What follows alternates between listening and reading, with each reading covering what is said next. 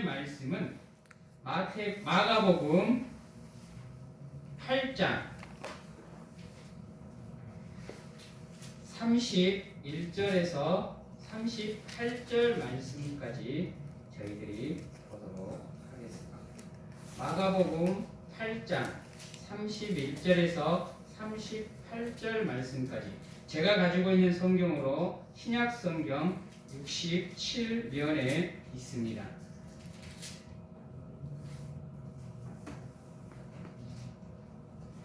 사순절 두 번째 주일을 맞이하여서 하나님이 저희들에게 주시는 말씀은 마가복음 8장 31절에서 38절 말씀까지 제가 봉독해 드리도록 하겠습니다. 인자가 많은 고난을 받고 장로들과 대제사장들과 서기관들에게 버림받아 죽임을 당하고 사흘 만에 살아나야 할 것을 비로소 그들에게 가르치시되 드러내놓고 이 말씀을 하시니 베드로가 예수를 붙잡고 항변하매 예수께서 돌이키사 제자들을 보시며 베드로를 꾸짖어 이르시되 사탄아 내 뒤로 물러가라. 내가 하나님의 일을 생각하지 아니하고 도리어 사람의 일을 생각하는도다 하시고 무리와 제자들을 불러 이르시되 누구든지 나를 따라오려거든 자기를 부인하고 자기 십자가를 지고 나를 따를 것이니라. 누구든지 자기 목숨을 구원하고자 하면 잃을 것이요 누구든지 나와 복음을 위하여 자기 목숨을 잃으면 구원하리라. 사람이 만일 온 천하를 얻고도 자기 목숨을 잃으면 무엇이 유익하리요? 사람이 무엇을 주고 자기 목숨과 바꾸겠느냐? 누구든지 이 음란하고 죄 많은 세대에서 나와 내 말을 부끄러워하면 인자도 아버지의 영광으로 거룩한 천사들과 함께 올 때에 그 사람을 부끄러워하리라. 아멘. 사랑하는 성도 여러분, 우리가 예수님을 믿는다고 하면서 정말로 안타까운 것은 무엇이냐? 예수님을 믿는 우리가 해야 될 일들이 무엇인지를 제대로 알지 못하고 살아갈 때가 너무나 많다라는 겁니다. 우리 기독교인들이 가지고 있는 오류 중에 하나가 무엇이냐 하면요, 믿음 생활의 지표가 예배가 돼요. 믿음 생활의 지표가 기도를 얼마나 많이 하느냐가 돼요. 또 헌금을 얼마나 많이 하느냐, 헌신을 얼마나 많이 하느냐가 지표가 돼요. 물론 이것도 우리의 신앙의 지표가 됩니다. 중요한 거예요. 그러나 이러한 것들보다 먼저 우선돼서 우리가 가져야 될 가장 중요한 핵심은 무엇이냐? 예배를 드리고 헌금을 하고 찬양을 하고 헌신을 하더라도 우리가 믿고 따르는 예수님이 누구인지를 확실하게 알고 예배를 드리고 예물을 드리고 기도하고 찬양하고 헌신해야 된다는 거예요.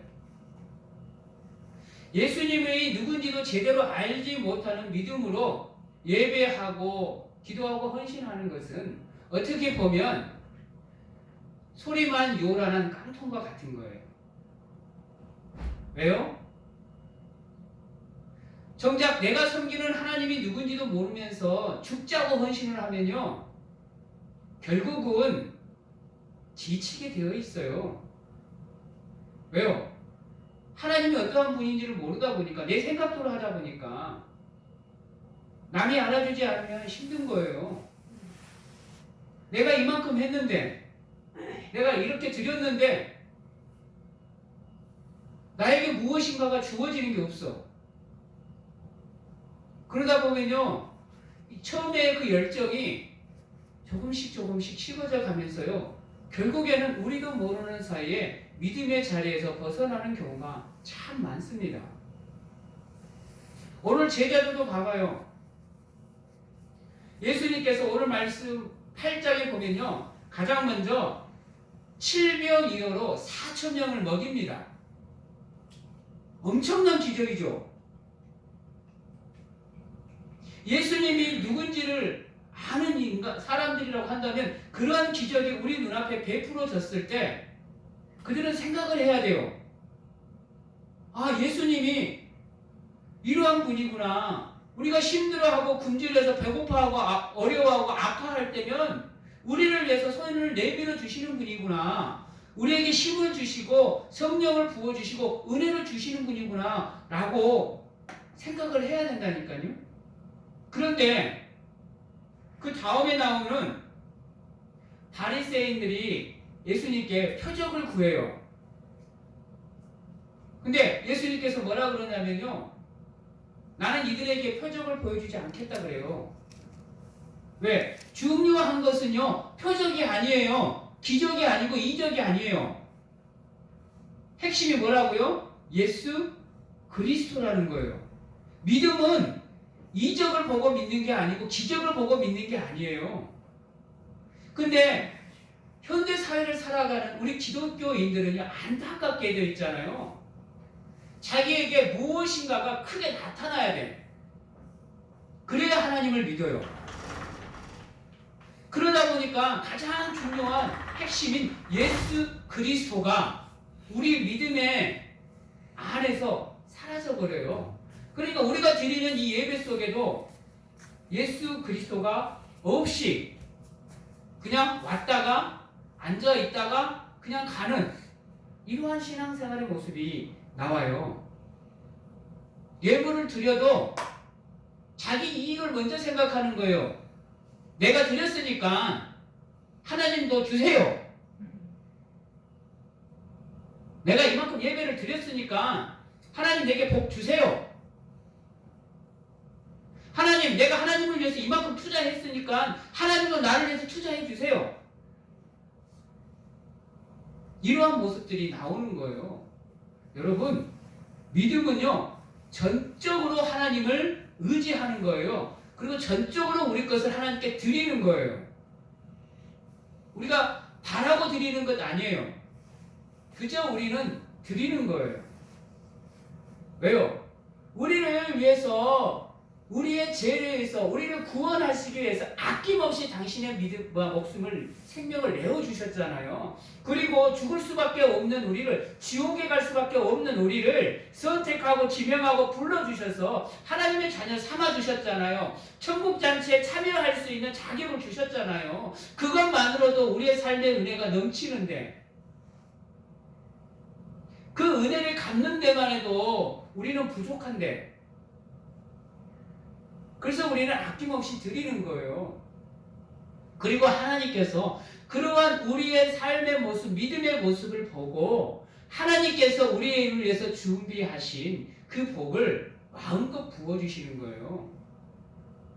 안타깝게도 그런데 우리가 드리는 것이 하나님에게 우리가 서비스하는 것으로 그냥 하나님을 생각해서 도와준다고 생각하고 드리는 경우가 있어요. 하나님은요, 우리의 도움이 필요하신 분이 아니에요. 그분은 전지전능하신 분이에요. 그저 우리가 당신을 알고 우리가 드리는 것을 통해서 하나님께서 우리의 삶을 붙잡아 주시고 축복을 해주시는 거예요. 오늘 제자들 봐봐요. 그 엄청난 기적을 보고 있으면서도 예수님께서 내가 이제 잠시 후에 대제사장들과 이렇게 잡혀서 죽고 3일 만에 부활할 거라고 얘기를 해요. 그런데 베드로가 뭐라 그래요? 오늘 말씀에 보면 베드로가 예수님을 붙잡고 항변했다 그랬어요. 다른 복음서에 보면 그리하지 마옵소서. 왜요? 제자들에게 있어서 하나님의 일이 중요한 게 아니고 예수님을 통해서 무엇인가를 얻고 싶어 했던 것들이 제자들이에요.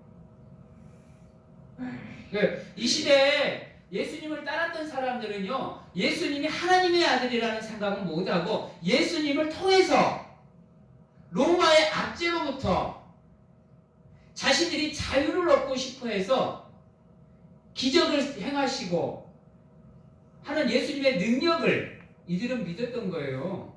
예수님을 믿은 게 아니라니까요. 이들이 온전히 예수님을 믿었다라고 한다면요, 예수님이 하시는 말씀을 통해서 이 말씀을 통해서 하나님이 우리에게 주시는 것이 무엇인지를 생각을 하고 그것을 찾기 위해서 노력을 했어야 되는데 이들은 그렇지 못했다라는 거예요. 그저 예수님을 통해서 자기들이 원하는 해방과 자유를 얻고 싶어서 따랐던 거예요.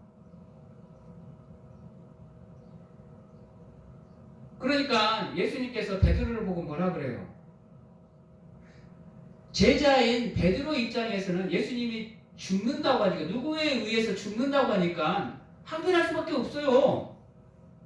왜요? 스승이거든요. 자기의 선생님이거든. 그러니까 베드로의 반응은 당연한 거예요. 그렇지만 예수님의 관점, 하나님의 관점에서는 잘못된 것이 되죠. 왜요? 예수님이 이 땅에 오신 이유가 뭐예요? 사람들한테 칭송받기 위해서? 사람들한테 예배받기 위해서요? 예, 맞아요. 이 땅에 오신 이유가 다른 데 있지 않아요. 우리를 구원하시기 위해서. 그래서 그 일을 감당하기 위해서 하나님의 계획 속에서 움직이고 있는데 그 하나님의 계획을 바라보지 못하고 인간의 생각으로 하나님의 사역을 막는다라고 생각을 하시기 때문에 바로 베드로를 사탄아 내 뒤로 물러가라 라고 질책을 하세요. 내 이놈도 아니고 어떻게 보면 하나님이 가장 싫어하는 사탄의 이름으로 베드로 보고 뒤로 가라 그래요. 베드로를 사탄으로 보는 거예요. 한마디로 말해서 하나님의 일을 방해하는 사탄으로 보는 거라고요. 우리가 온전히 예수 그리스도를 알지 못하면요, 베드로와 같은 모습이 우리에게 나온다니까요. 그래서 예수님께서 앞부분에서 뭐라 그러느냐, 얘들아 세상 사람들은 나를 뭐라고 부르느냐, 뭐라고 하느냐고 물어봐요. 그러니까 세상 사람들은 뭐 세례 요한이다, 엘리야다 이렇게 얘기한다고 얘기를 해요. 그러니까 하나님께서 제자들에게 뭐라 그러냐, 그러면 그들은 놔두고 너네 제자인 너네들은 나를 뭐라고 생각하느냐 라고 물어봐요. 그럴 때 제자들이 예수님에 대해서 아는 게 없으니까 말을 못해요. 근데 한 사람만 그나마 그래도 하나님의 존재를, 예수님의 존재를 조금 알고 있었던 것 같아요. 그래서 뭐라 그러느냐, 주는 그리스도이시오라고 얘기를 해요. 그리스도라는 말의 뜻이 뭔지 아세요? 기름 부음을 받은 자. 어떻게 보면 이 고백도 좀 안타까운 거예요. 안타까운 거. 그냥 베드로 입장에서는 기름을 부은 자라고만 고백을 한 거예요. 우리 그 마가복음 말고 마태복음이나 요한복음에 보면 하나님의 아들이시오가 붙어 있긴 하는데요. 여러분, 우리도 이러한 신앙 하나님께 드렸어요. 그렇죠? 그러니까 여러분들은 예수님이 하나님의 아들이심을 알아요. 그렇죠? 그분이 우리의 구원자임도 알고요. 그분이 우리의 그리스도가 되심을 알아요. 그런데 안타깝게도 있잖아요. 그러한 믿음에 합당한 삶이 우리에게 나오지 못하는 거예요. 그래서 베드로처럼 하나님의 일을 방해하는 요소가 우리에게 있어요. 여러분, 하나님께서 우리에게 원하는 것은요, 온전한 믿음 안에서 하나님을 예배하는 거예요. 온전한 믿음 안에서 하나님께 기도하는 거예요. 온전한 믿음 안에서 하나님께 찬양하고 헌신하는 거예요. 근데 우리가 온전히 예수님을 알지 못하기 때문에 어떠한 삶을 살아야 되고 어떠한 믿음을 가져야 되는지는 아는데, 머릿속에는 아는데 어디에서? 우리의 삶 속에서, 믿음 속에서 나오지 않는 거예요.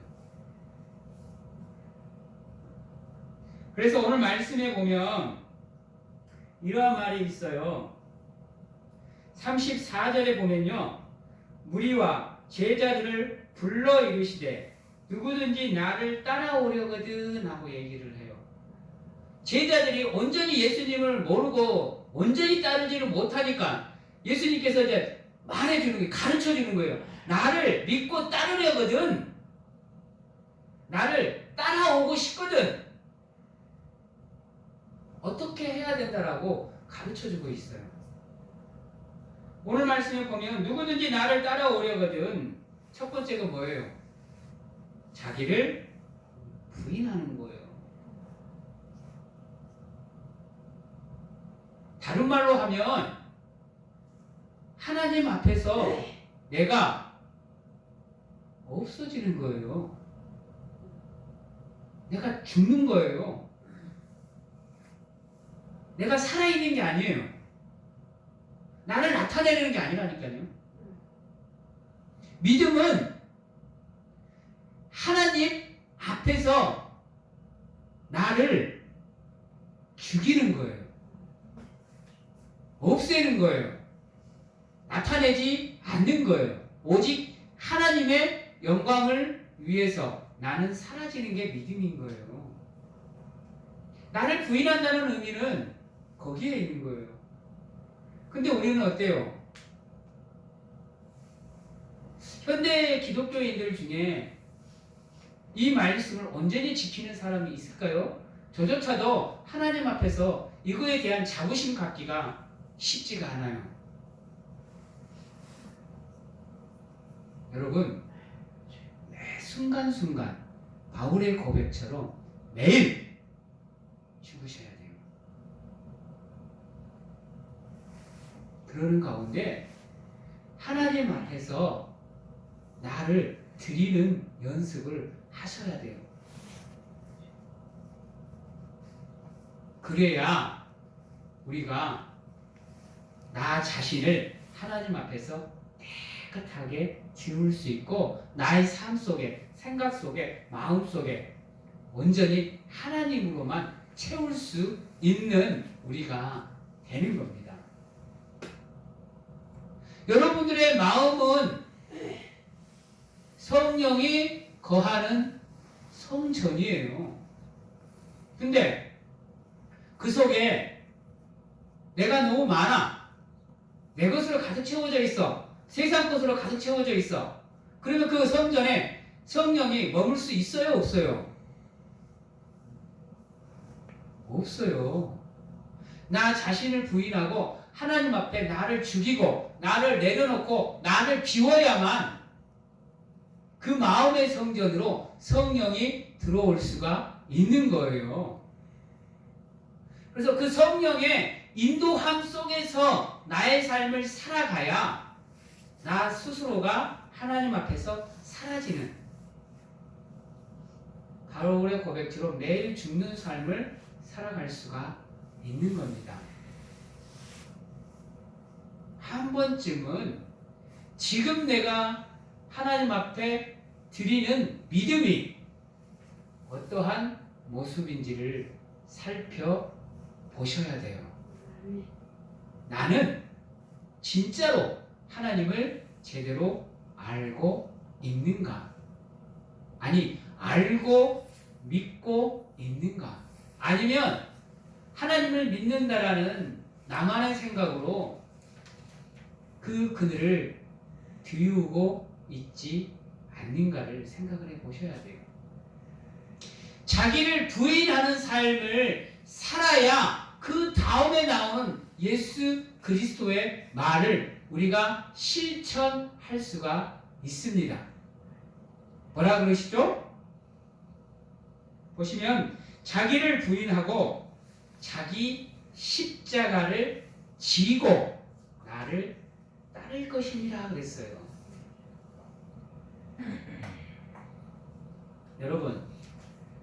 여러분들 인생에 주어진 짐이 참 많이 무겁지요. 버겁지요. 내려놓고 싶지요. 피해버리고 싶지요. 여러분, 예수 그리스도를 믿는다고 해서 우리의 삶이 고난이 없는 게 아니에요. 걱정이 없어지는 게 아니라니까요. 우리가 하나님의 나라 천국에 들어가지 않는 이상은요, 이 세상에 머무는 순간만큼은 어쩔 수 없이 시련과 고난을 우리가 겪어야 돼요. 걱정과 염려와 근심을 우리는 느낄 수밖에 없어요. 그리고 하나님을 믿는다고 해서요, 우리 삶에 고난이 없을 수는 없어요. 오히려 믿음이 좋으면 좋을수록 더 강하게 시험이 다가오고 시련이 다가오고 고난이 다가올 수밖에 없어요.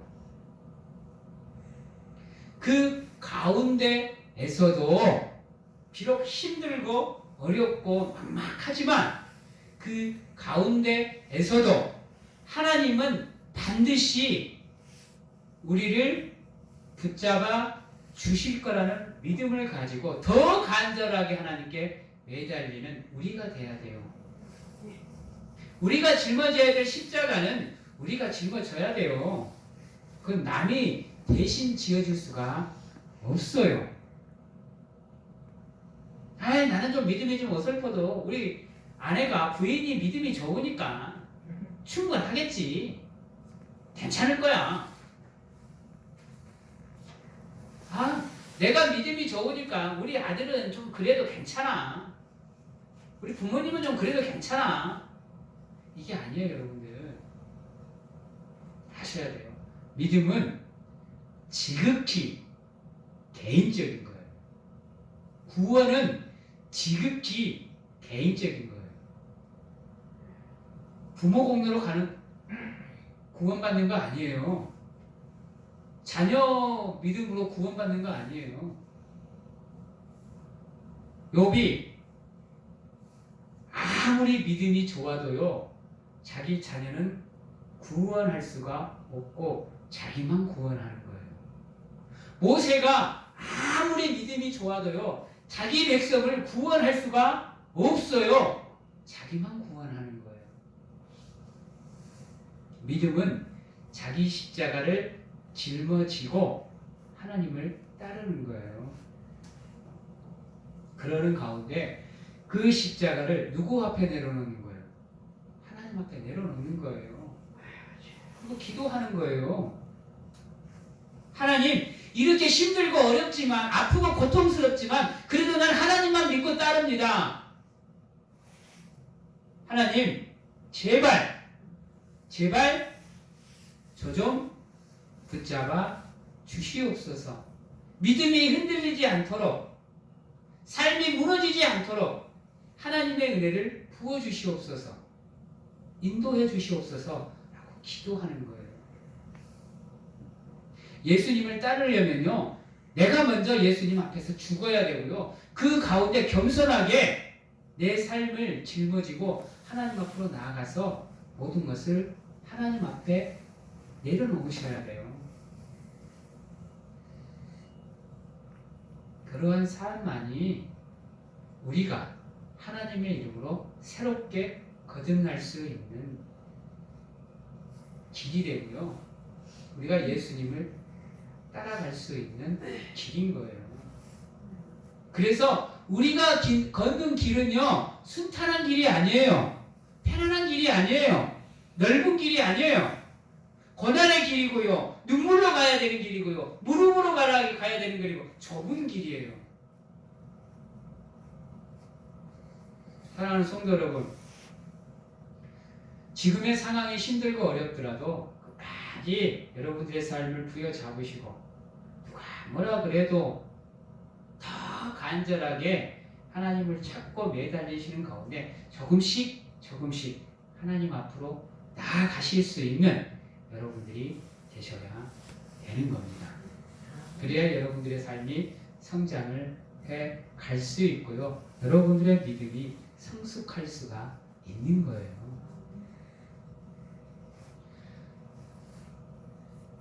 그리고요, 우리 사람들이요, 세상이 좋아서 살아가는 사람들 아니에요.